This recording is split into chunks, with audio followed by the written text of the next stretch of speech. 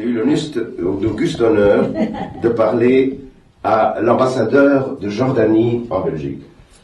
Et de quoi est-ce que je parle? De quoi est-ce qu'il me parlait? Des Juifs et des Arabes. Alors il me disait, vous savez, nous sommes sémites aussi. Hein? Je dis, ça veut dire quoi? Ce sont quoi les sémites? Qui sont ces gens? Quelle couleur est-ce qu'ils ont? Comment ils s'habillent? Silence radio. Comme je vous ai dit, quel est ce terme de sémitisme? D'où est-ce qu'il vient? Et comment est-il soudainement devenu un terme racial et raciste? Et aussi à un certain moment, pas seulement des langues sémitiques. Je parlerai d'autres langues africaines, ou de certaines langues africaines, qui elles aussi ont subi au XIXe siècle une approche condescendante. Alors, il va de soi que le mot sémitique est dérivé d'un nom propre, le nom Sem. Et vous n'êtes pas sans savoir que la Bible, il y a Adam et sa compagne. Tous ces gens ont été excessivement méchants et la transcendance a décidé de les noyer. Sauf une famille, l'arche, Noé. Nous avions tous des enfants, tous des étudiants avaient tous une image d'Épinal, un bateau avec une tête de girafe qui dépasse, etc. Et il va de soi que pour les auteurs de la Bible, il fallait recommencer l'histoire de l'humanité. Et Noé a quelques fils, Couche, Japhet et Sem. L'étymologie exacte du mot Sem, je ne la connais pas. Et dans les textes bibliques, il y a bien sûr une généalogie. Et dans cette généalogie, la descendance de Sem, on voit quelques noms, comme Elam, Ashur, Hever, Chasarmavet, Yoktan. Il y en a d'autres, hein. Pourquoi est-ce dans le cadre de ce que j'ai l'intention de vous raconter important? Parce que jusqu'au XVIIIe siècle, on ne classifiait pas les langues. Il y avait les langues européennes et les autres. Et un type comme Leibniz, par exemple, au début du XVIIIe, parlait des langues septentrionales et méridionales. À la fin du XVIIIe, peu à peu, la classification devient, je ne dirais pas éphémère, mais un peu plus pointue. Et un monsieur, Rudolf Schlözer, en 1781, dit, voilà, il y a quelques langues qui se ressemblent, et moi je les retrouve dans la généalogie de Sem, donc je vais les appeler des langues sémitiques. Et c'est quoi des langues qui se ressemblent? Ce sont des langues, qui ont une structure syntaxique, grammaticale, au niveau du vocabulaire, lexical, assez pareil.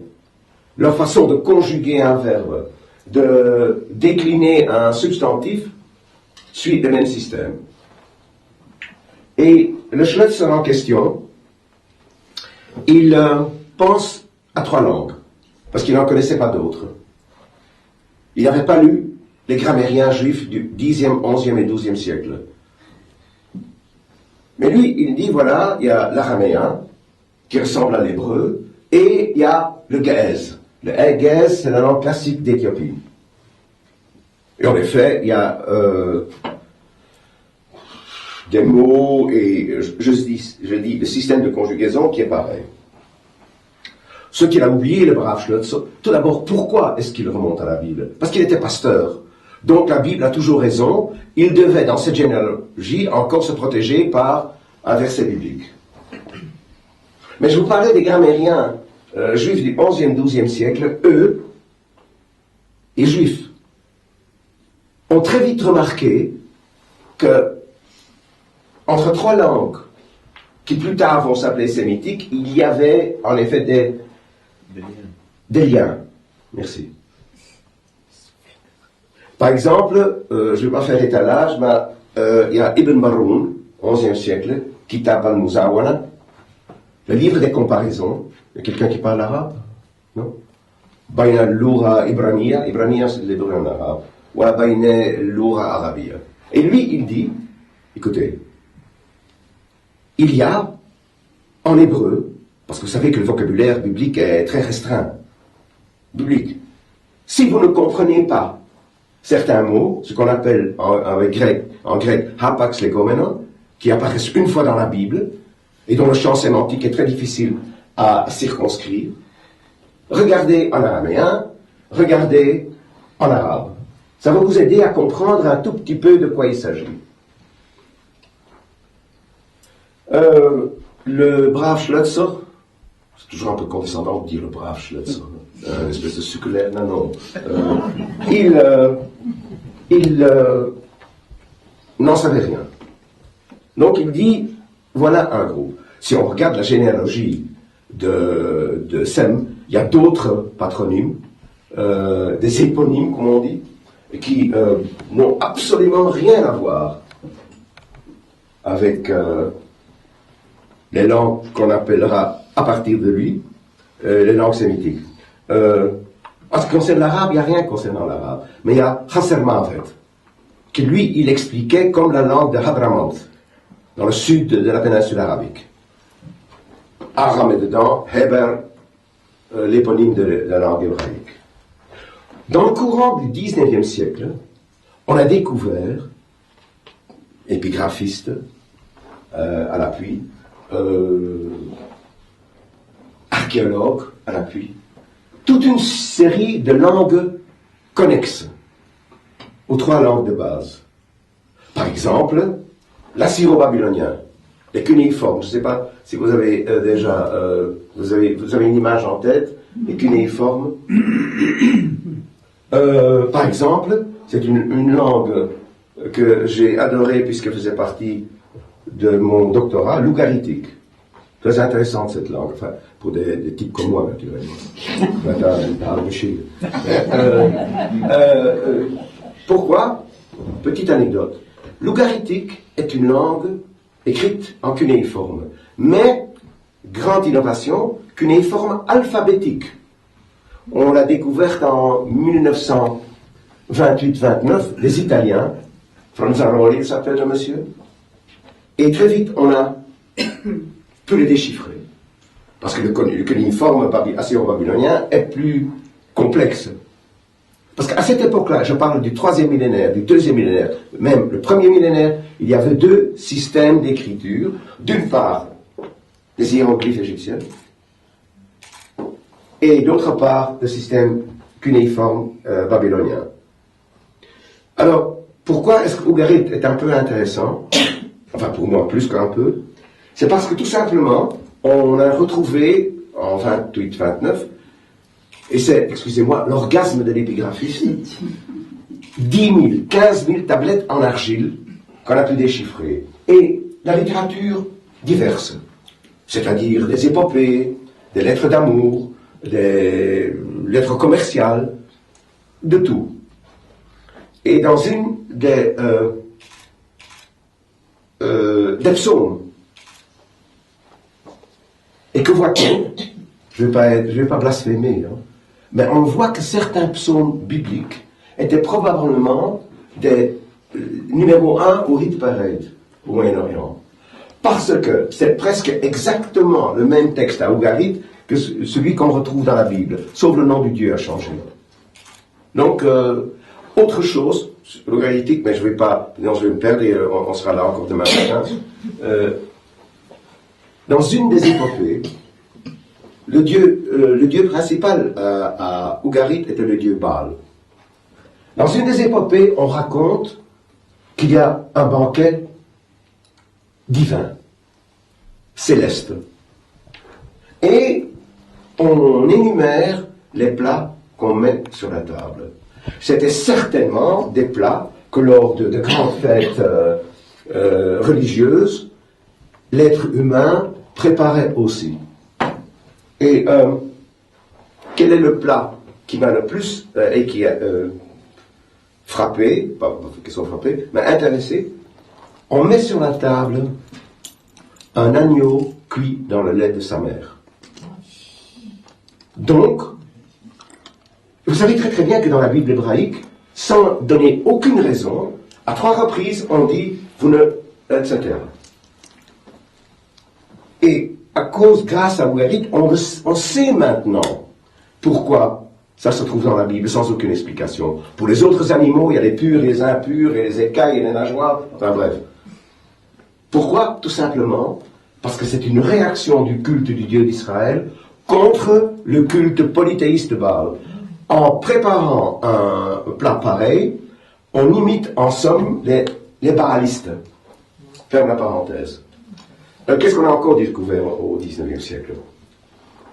On a découvert, je ne vais pas vous saouler avec différents noms, différents types de langues anciennes, de l'arabe ancien.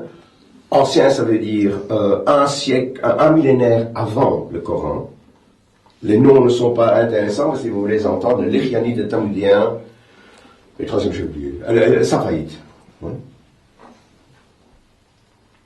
Ok. Et aujourd'hui, quelles sont les langues qui sont reconnues par les linguistes comme étant les langues sémitiques? Et combien de locuteurs ont-elles? La langue sémitique qui a le plus de locuteurs est bien sûr l'arabe. La Fousra ou les dialectes arabes, et je vous dirais que les dialectes arabes à partir de la vallée de l'Inde jusqu'au Maghreb sont très diversifiés. Et en somme, ces langues-là, on les classifie en langues sémitiques orientales, occidentales, occidentales du nord et occidentales méridionales. Je parle d'aujourd'hui. De toute façon, aujourd'hui, les langues sémitiques orientales ont disparu. Une langue est une matière vivante et elle naît et elle se meurt. C'est une chose. Du côté occidental, il y a ceux du nord, et là, il y a 2 sous-divisions. Une part, l'araméen. L'araméen fut à un certain moment la langue araméenne la plus parlée au Moyen-Orient, à partir de l'empire des Achéménides et la fin de l'empire assyrien. Là, je parle du 7e siècle avant l'ère commune. On parlait de l'araméen. Non. L'araméen est une langue diplomatique à partir de la vallée de l'Inde jusqu'au 2e cataracte. Mais c'est une langue diplomatique. Peu à peu, cette langue diplomatique est descendue du niveau diplomatique à la langue vernaculaire. Et par exemple, c'est les caractères carrés, qu'on connaît comme les caractères hébraïques, ne sont pas des caractères hébraïques. C'est une façon d'alphabétiser qu'on a repris de l'araméen. Il y a eu, avant le 7e, 6e siècle, un autre alphabet hébraïque, ce qu'on appelle l'alphabet antique, ancien.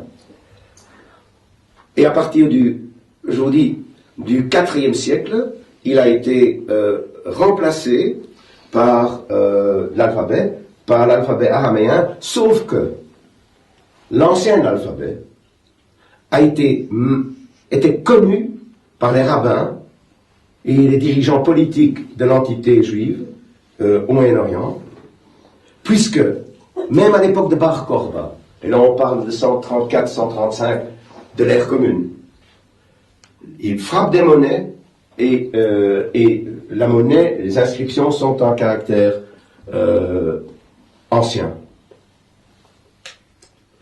L'araméen a été balayé par l'expansion de l'arabe. Mais bien sûr, dans le judaïsme, l'araméen joue un rôle important, puisque Tout d'abord, dans la Bible hébraïque, il y a des chapitres qui ne sont pas en hébreu. C'est comme si vous preniez un texte en italien et que soudainement, il y a quelques chapitres en portugais. Dans les textes rabbiniques classiques, la Mishnah, la Gemara, aussi bien du côté hiérosolomitain que du côté mésopotamien, il y a deux types différents d'araméen. Aujourd'hui, il y a encore des îlots de locuteurs araméens. Par exemple, les chrétiens dits orientaux, certains de ces chrétiens ont comme langue religieuse le syriaque, qui est une langue araméenne. Les juifs kurdes, il n'y en a plus au nord de l'Irak, eux, ils avaient entre eux une langue araméenne. Et récemment, mais j'ai oublié comment, mais croyez-moi sur parole, j'ai parlé à quelqu'un, à qui, en disant, est-ce que on le parle encore en Israël? Certains juifs kurdes de la génération qui est la mienne, donc les petits vieux, eux, ils le connaissent encore, les jeunes plus. Et les chrétiens araméens qui sont ici, en Belgique, qui se sont enfuis du sud-est turc et du nord de l'Irak, parce que pression musulmane, eux, ils connaissent encore l'araméen. Et j'ai été testé, vraiment, puisque un jour, dans le cours d'araméen biblique, il y avait des chrétiens. Alors, s'il n'y a personne qui connaît l'araméen, pas que je le fasse, hein, mais on peut raconter n'importe quoi, mais eux, ah oui, c'est juste, etc. quoi. L'araméen, un gros papa. Alors, il y a les langues cananéennes. La langue cananéenne qui est la plus proche de nous, c'est bien sûr l'hébreu. Mais il y en a d'autres, qui sont plutôt historiques. Par exemple, le punique, la langue de Carthage. Carthage a été créée par les Phéniciens. Les Phéniciens parlent une langue qui est très très proche de l'hébreu. Alors il y a des noms, je vous dis, je ne veux pas vous charger avec des noms, le Moabite, l'Édomite, l'Ammonite, Rabat-Ammon, parlait. Pourquoi est-ce qu'à Amman, la capitale de la Jordanie, de monsieur l'ambassadeur, s'appelle Amman? Parce que c'était la capitale au 8e, 7e, 6e siècle avant l'ère commune, des Ammonites. Au sud des Ammonites, il y avait les Moabites. Intéressant, on a très peu de textes des Moabites. Et pourquoi? Parce que on a une stèle du roi Mécha. Mais ce qui est intéressant, c'est-à-dire que dans la Bible, on parle de Mécha. Un jeu de mots stupide serait Mécha le méchant. Pourquoi est-ce qu'on parle de lui dans la Bible? Parce qu'il est maudit. Parce que ce qu'il a fait à Israël. On a la version de Mécha qui dit « Je les ai bien eus, hein. C'est moi qui ai gagné cette fois-ci. » Et ensuite, il y a les langues sémitiques occidentales, méridionales. Ah, elles sont intéressantes, je trouve. Il y a l'arabe, dans toute sa diversité. Il y a le sud-arabique. Le sud-arabique n'a rien à voir avec l'arabe, sauf que c'est une langue sœur. Et il y a très très peu de locuteurs qui restent. Ce qui est intéressant, c'est qu'il y a eu, juste avant l'avènement de l'islam, il y a eu en Arabie du Sud un royaume juif, un royaume émirate, avec le roi Dounoaz. Eux, ils écrivaient en sud-arabique. Aujourd'hui, le sud-arabique est encore employé. Vous voyez, on est la péninsule arabique, juste au sud, dans le Hadramaut, dont j'ai parlé tout à l'heure, le Khassermar, dans le Hadramaut, dans le sultanat d'Oman, et sur l'île de Socotra. C'est une île qui est juste au sud de la péninsule arabique. Ok. Est-ce qu'il y en a encore? Bah, bien sûr. Il y a toute la mouvance éthiopienne. Alors, la mouvance éthiopienne, la plus importante, c'est l'amharique. Et l'ancienne langue liturgique, le gaèze, et l'Amérique. L'Amérique est parlée par 17 millions de personnes. Et il y en a quatre autres. Il y en a deux qui sont à peu près morts. Les noms, au moins je les ai prononcés une fois. L'Argoba et le Gurage. Mais les autres, le Tigré est parlé par 5 à 6 millions de personnes. Parmi eux, les Juifs éthiopiens et le Tigrinien, qui se parlent à la frontière entre l'Éthiopie et l'Érythrée. Not for the sake of the argument, pour le plaisir d'illustrer mon propos, je suppose que vous avez tous entendu parler de l'ancien empereur d'Éthiopie, Haile Selassie. Quelle est quoi, ça ressemble à de l'hébreu. Je n'ai pas dit que c'est de l'hébreu, j'ai dit que c'est de l'éthiopien. Mais est-ce qu'il y a des pendants hébraïques? Bien sûr. Selassie, c'est le pendant de Shalosh, Shlosha en hébreu. C'est Oshlosha en araméen. Telata en arabe. Ok, quelque chose avec 3. Et Haile, est-ce que c'est l'allemand? God forbid, no. Ceux qui connaissent un peu l'hébreu, ou très bien l'hébreu, savent que la force aérienne, c'est Chel Avir. La marine, c'est Chel Hayam. Chel, c'est la force de la mer. Haile est exactement la même chose en éthiopien. Alors qu'est-ce que cela signifiait? Il signifie Haile Selassie, la force de la Trinité. Très religieux. Encore un exemple. Il y a un coureur de fond, un athlète, qui s'appelle Gebre Selassie. Selassie, on sait déjà. Et Gebre, mais c'est Gebre, Gibor. Donc le héros de la Trinité. Alors, dernière, pour vous illustrer, mais vous me croyez naturellement, pour illustrer mon propos concernant l'Éthiopien, c'est Addis Abeba. Oui, c'est la capitale, d'accord. Et ça signifie quoi? Vous connaissez un tout petit peu l'hébreu. 9 nouveaux en hébreu, c'est Chadash. En éthiopien, ça signifie nouveau, nouvelle, un adjectif. Et Abeba, quelle est la connexion avec l'hébreu? Dans la Bible, il y a 2 calendriers. Les noms des mois changent à un certain moment, probablement après l'exil babylonien. Nous savons tous maintenant, ceux qui suivent un peu le calendrier juif, qu'il y a le mois de Nissan, le mois du printemps, Pesach, etc., etc. Abébé. Mais où est-ce que je veux en venir? Je veux en venir qu'avant, dans la Bible, il y a aussi des restes d'un calendrier pré-babylonien dans la Bible. Et comment s'appelle le mois du printemps? Aviv. Donc c'est le mois printanier.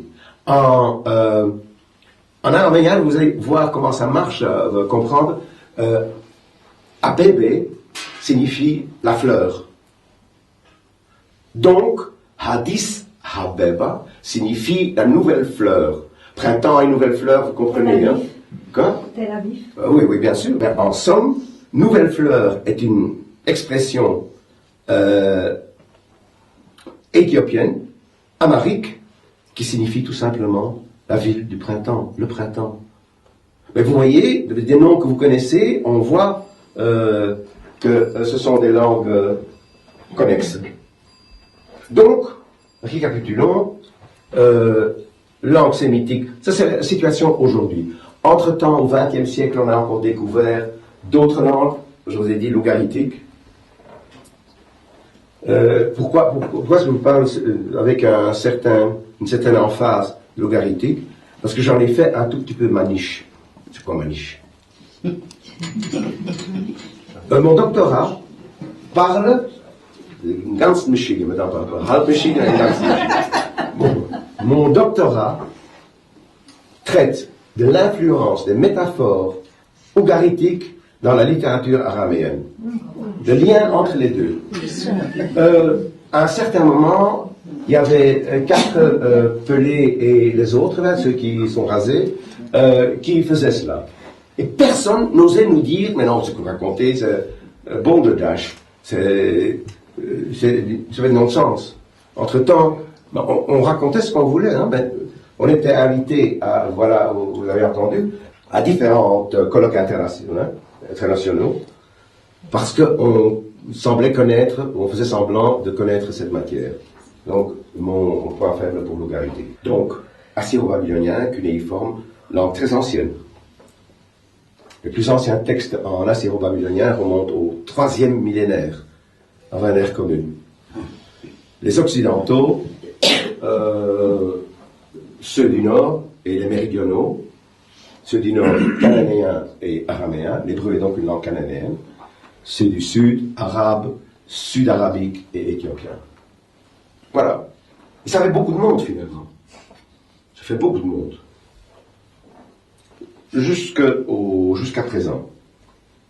Que sera l'avenir? Mais bon, je ne suis pas Madame Blanche. Hein. On ne sait jamais avec des langues. La plupart des langues dans le monde sont en train de disparaître. De moins en moins. Pourquoi? Parce que tout le monde apprend l'anglais comme moyen de communication. Les peuplades isolés qui avaient leur propre territoire linguistique ne sont plus isolés, donc sous l'influence d'eux. Tout cela a été pensé, les premières classifications, au début du XIXe siècle. Très rapidement. Et d'une part, on peut toujours tout analyser. D'une part, il y a la période du romantisme européen. 1830, 1840, 1850, où on rêve d'un passé glorieux. Un passé où certains groupes avaient une influence prépondérante, marquée sur l'histoire de l'Europe.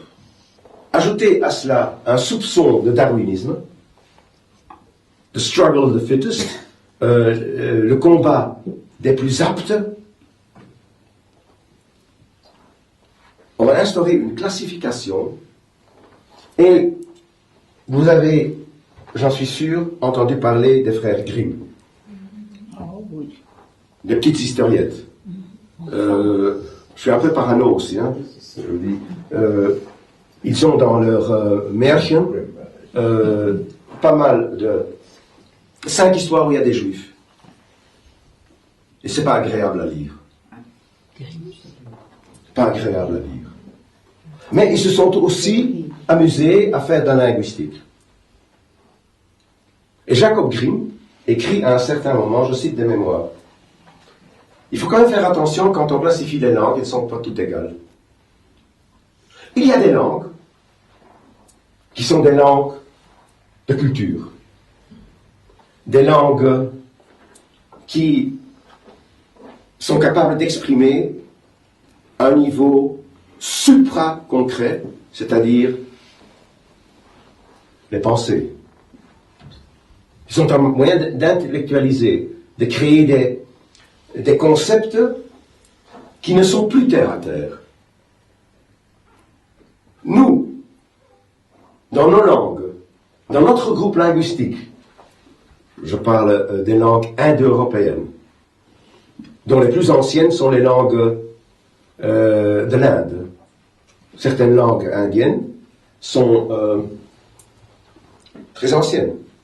Et ce sont des langues qui se rattachent au groupe dans lesquels se trouvent l'allemand, le russe, les néerlandais, Brodar en Inde, vous avez compris ce que ça signifie. Hein. Jaipur, hein, vous connaissez, au Rajasthan. Et pour, c'est quoi? Mais c'est bourgeois. Pas le ministre flamand. Hein. Pour. Pensez au nom Singapour. Le bourgeois, la cité pour Singapour, la cité des lions. Je donne quelques exemples. Mother. Il y a plusieurs langues indiennes. Donc, il dit, Grimm, qu'il y a donc une classification. Tout d'abord, il y a celles qui ne font que du concret. Et il y a celles qui font de l'abstrait. Entre autres, les langues indo-européennes. Et parmi les langues indo-européennes, romantisme allemand, retour au Moyen-Âge, the survival of the fittest. Et surtout, on est en pleine période de l'histoire allemande où on va créer peu à peu, ça va être réalisé à la fin du 19e, l'Empire allemand. Avec les Wilhelm et autres moustachus. Une classification. Et cette classification va prendre peu à peu une gradation dans l'importance. Et je voudrais, par exemple, c'est de l'allemand, un orientaliste, Christian Lassen, compare pour les Indiens ou les langues hindoues, le peuple qui parlait cette langue-là, on les appelle les Aryens. Donc les Aryens. Et quand on compare les Aryens avec les Sémites, il dit, je ne vais pas lire en allemand, je vais essayer de traduire. Die Geschichte beweist, l'histoire prouve, que les Sémites ne possèdent pas de force éthique, qui sont celles des Aryens. 1850. Le Sémite est égoïste et exclusif. Il a la perspicacité dans son esprit et qui le permet de user les autres pour ses fins. Voilà ce qu'il dit. Ce mythe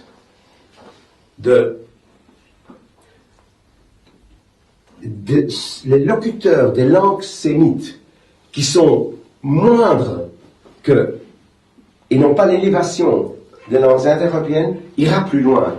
Il y en a un autre qui dit la chose suivante. Les sémites ont un caractère national égoïste en plein 19e siècle. Ils n'ont aucune propension pour les sciences. Ce sont des copieurs. Ce sont des copieurs.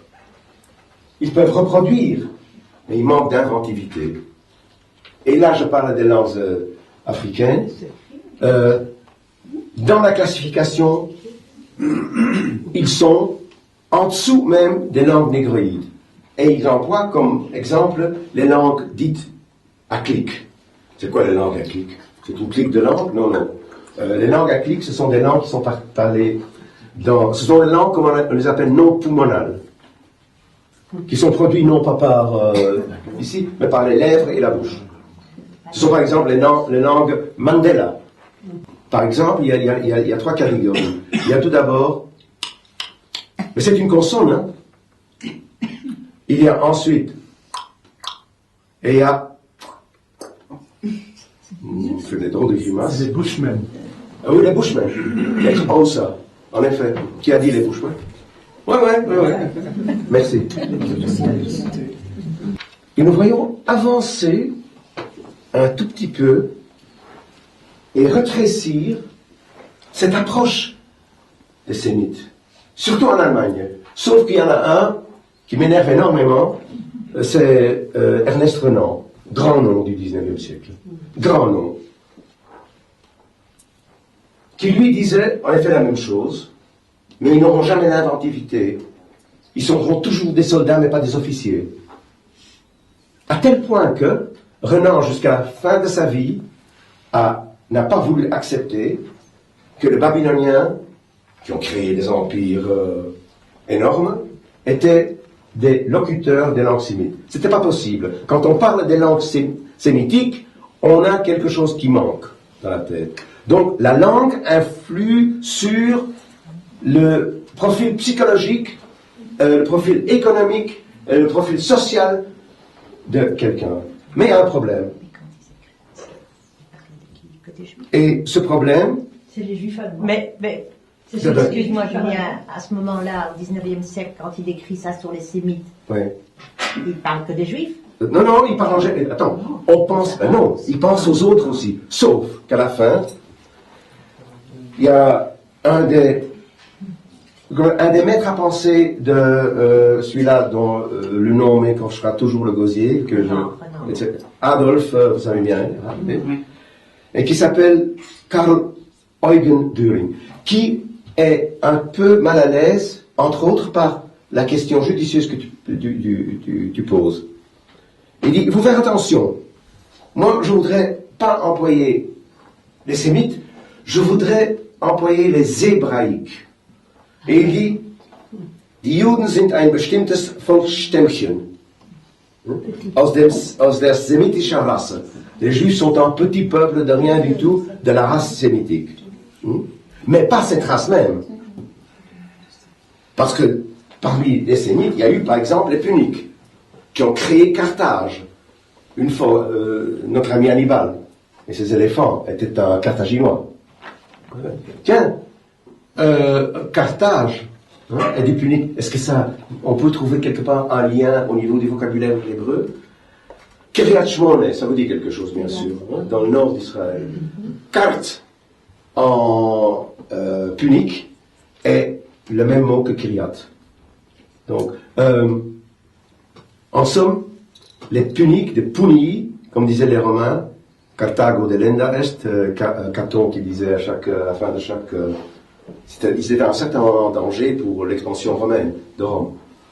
Et Caton, au Sénat romain, disait chaque fois, il parlait de la pluie et du beau temps, mais n'oubliez pas, Carthage doit être détruite. Donc ça avait en effet une force. Ce sont, comme je vous ai dit, les Phéniciens de la partie occidentale de la Méditerranée. Ils ont créé pas mal de villes en Espagne aussi. Mais bref, alors il dit, ah non, c'est pas toute la race, hein. Et il dit, ce ne sont pas les Carthaginois, ce ne sont pas des Arabes Bédouines, ce ne sont pas les Bédouins et les Arabes. Sind nicht von Judenstammen, wohl aber Semiten. Ce sont des Sémites, mais ce ne sont pas des Juifs, mais pas comme les Juifs. Die Juden sind überhaupt die übelste Ausprägung der ganzen sémitischen Rasse. Ce sont les exemples les plus horribles de la race sémitique, etc., etc. Et ça a été un problème. C'est-à-dire qu'il propose autre chose. Et qu'en effet, lorsque on voit apparaître le mot antisémitisme, sémitisme a été employé par Ignaz Goldziher, ce sont les juifs philologues du 19e siècle, entre autres, important Goldziher, enfin important pour moi, qui disait l'influence de certains mots qui viennent des langues sémitiques sur les langues indo-européennes, quelques mots d'emprunt, quelques emprunts, ça s'appelle du sémitisme, les emprunts. Le mot sémitisme, à la fin du 19e siècle, vers 1874, a eu un antonyme, le contraire, antisémitisme, créé par un monsieur Marr. Et c'est pas matière à rigoler, hein, mais ce monsieur a été marié 4 fois. Il dit pique-pendre des Juifs. C'est intéressant qu'il a été marié 4 fois, mais 3 fois avec une Juive. Je ne dis pas que l'influence de madame sur monsieur, mais vraiment. À un certain moment, on le sait, il était même prêt à se convertir au judaïsme. Et que, en effet, le mot antisémitisme, à leur esprit, ce n'était pas tous ces gens, ce n'était pas monsieur l'ambassadeur, c'était moi dont il parlait. C'était moi dont il parlait. La preuve la plus triste, mais la plus probante que j'ai, c'est la phrase suivante. Quelqu'un a dit, man sage also eben auch dann, wenn man die Rasse meint, kurzweg Jude und nicht etwas Sémite. Quand on parle de la race, on ne les appelle pas sémites. C'est juif. Et il continue, moi, je vous suggère, je vous impose que dans vos textes, dans vos publications, vous marquez dorénavant pas antisémitisme, mais anti-judaïsme. Et qui est l'auteur de cette phrase très intéressante, un certain Joseph Goebbels, dans une conversation avec Julius Streicher, le rédacteur en chef du Völkische Beobachter. C'est-à-dire que, en effet, quand dans le monde arabe, on sort l'argument, mais nous sommes sémites aussi, ça ne tient pas la route. Bien sûr que le mot antisémitisme est un concept accepté tout azimut. Bien sûr. Alors, de quoi je parle? De rien. Je partage ma tristesse de voir ce mot employé, et aussi employé par des gens qui disent « Nous n'avons rien contre les Juifs parce que nous sommes de la même race. » C'est quoi ça, une race? Et ça ressemble à quoi? Anti-judaïsme. Bien sûr que le mot est un mot courant que tout le monde emploie. Mais ma petite contribution à cette soirée, en somme, quand on dit antisémitisme, on retombe dans le bain racial. Et de quoi est-ce qu'ils ont l'air alors, ces sémites? Et il y a une langue sémitique dont je ne vous ai pas parlé. Et je vous assure que les gens qui parlent cette langue n'ont pas les nez busqués. N'ont pas les cheveux crépus. Ce sont les Maltais. La langue maltaise est une langue sémitique. Mais oui, entre parenthèses, c'est la seule langue sémitique qui est écrite avec l'alphabet latin. Toutes les autres langues sont écrites dans d'autres alphabets, alphabet araméen, hébreu, arabe, bien sûr, sud-arabique, éthiopien, un alphabet assez difficile. Le problème avec ces langues-là, c'est de savoir est-ce qu'il y a monogénèse ou une genèse plurielle. C'est-à-dire, est-ce que toutes les langues du monde viennent du même groupe humain? Ceux qui sont bibliques disent oui, naturellement. C'est violenter la linguistique, d'en faire un vecteur de la différence et de la classification entre les êtres humains. C'est extraordinaire. Quand on regarde, par exemple, les langues améro-indiennes, les langues des Sioux Indians, les Cherokee Indians, quand on compare ça avec les langues mayas, toutes ces différences, les langues des Esquimaux, puisque je parle de langues, en Europe, la plupart des langues sont indo-européennes.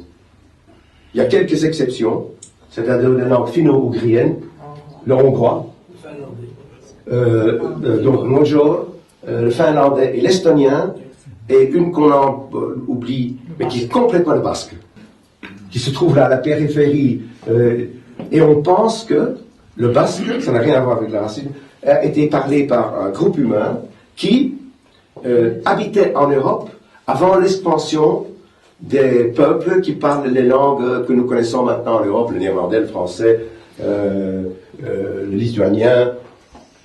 La seule chose que je pourrais espérer, c'est-à-dire qu'on sorte de ce bain raciste, disant que c'est un peuple et que la plupart des égéries et autres du germanisme mettent bien sûr leur langue en première place, les langues sémitiques, et spécialement le parler des Juifs.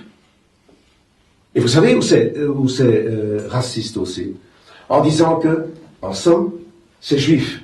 Mais la plupart d'entre nous ne parlent plus l'hébreu. Un autre copain de Hitler, qui s'appelle Theodor Fritsch, qui a écrit un Antisemiten-Katechismus, le catéchisme des antisémites, qui a été, à la fin du XIXe siècle, vendu presque aussi largement aussi que la France juive de Drummond. Que c'est un terme qui n'est pas racial, et que même pour les racistes, les Arabes n'en sont pas, pour eux, et que quand on parle d'antisémitisme, on ne parle pas des Éthiopiens. Est-ce qu'ils ont l'air le nez busqué? Ils ont le nez busqué. Ils sont de pigmentation foncée.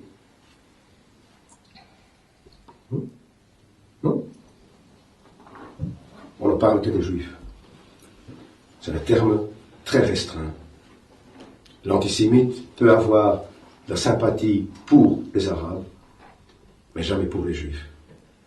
Voilà, ça c'est le message que j'ai voulu pas transmettre, mais communiquer.